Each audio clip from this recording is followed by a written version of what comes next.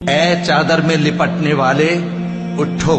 اب خبردار کرنے لگو اور اپنے پروردگار کی بڑائی بیان کرو، اور اپنے کپڑے پاک رکھو اور شرک کی گندگی سے تو الگ ہی رہو، اور اس نیت سے احسان نہ کرو کہ اس سے زیادہ کے خواہاں ہو،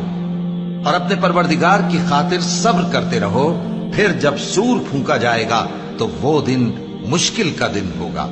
یعنی کافروں پر آسان نہ ہوگا۔ مجھے اس شخص سے سمجھ لینے دو جس کو میں نے اکیلا پیدا کیا، اور میں نے اس کو بہت سا مال دیا اور ہر وقت حاضر رہنے والے بیٹے دیے، اور اس کو ہر طرح کے سامان میں وسعت دی، پھر بھی لالچ رکھتا ہے کہ میں اسے اور زیادہ دوں۔ ایسا ہرگز نہیں ہوگا، یہ ہماری آیتوں کا بڑا مخالف رہا ہے۔ میں اسے ایک بڑی چڑھائی چڑھاؤں گا، اس نے غور و فکر کیا اور ایک بات ٹھہرا لی، یہ مارا جائے، اس نے کیسی تجویز کی، پھر یہ مارا جائے،